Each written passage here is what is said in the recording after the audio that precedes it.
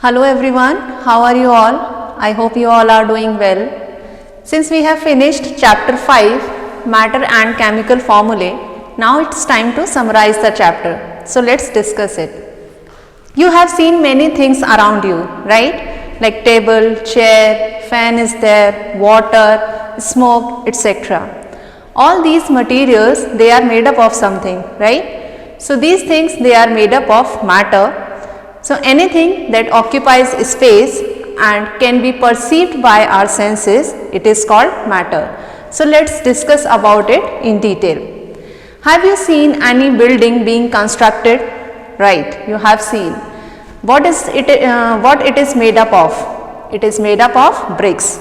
So bricks are the building blocks of any building. Like that, all the matters, they are made up of tiny particle which we call it as atoms.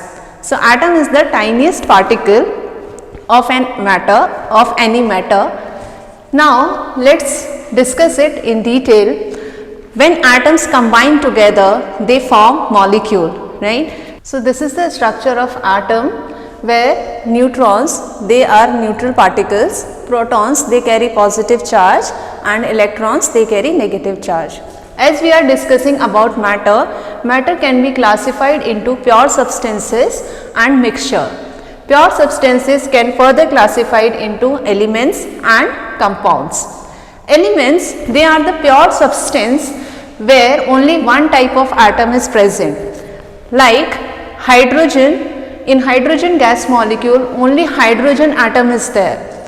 In oxygen gas molecule only oxygen atom is there. So these are the pure substances which have only one type of atom, that is why we call them elements.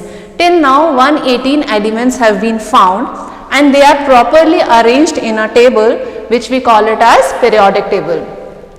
Now we move on to compounds. When two or more elements combine together, they form compounds.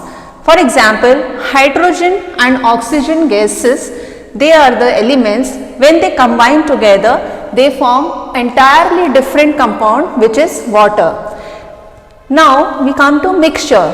Mixture means when two or more substances combine together irrespective of their ratio, which that makes a mixture. For example, if we take iron and sulfur mixture, when we put them together, they will make a mixture.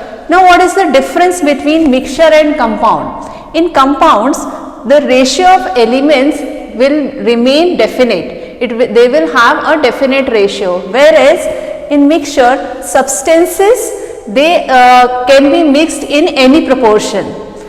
Now when a compound is formed, the elements, they lose their original properties and the compound will have the different properties. Whereas in mixture, all the elements, they retain their original properties. Now we come to symbols.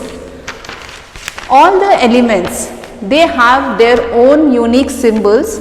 They are represented by using their symbols. For example, hydrogen, it has symbol H. We can represent hydrogen by writing H. Then oxygen, it is represented by O. The symbol of oxygen is O. Then helium, the symbol for helium is He.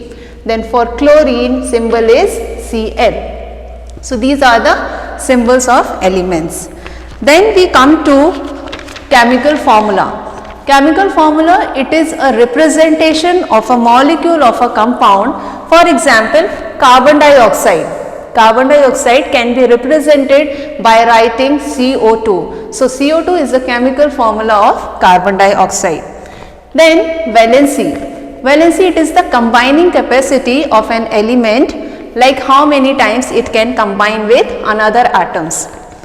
Now chemical equation. So when we write a chemical equation, on the left hand side we write the elements which are taking part in the reaction. So the elements which are present on the left hand side, we call them reactants, and which are present on the right hand side, we call them products. So in this reaction you can see hydrogen and oxygen, they are present on the left hand side. They are the reactants, that means they are reacting together and they are forming a product which is water. Now whenever we are writing an equation, the number of atoms on the left hand side should be equal to the number of atoms to the right hand side. So there should be a balance between the number of atoms on both the sides. When this number is equal, we call it as balanced equation.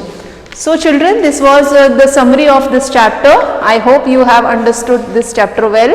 I will see you all in the next class. Take care. Bye bye.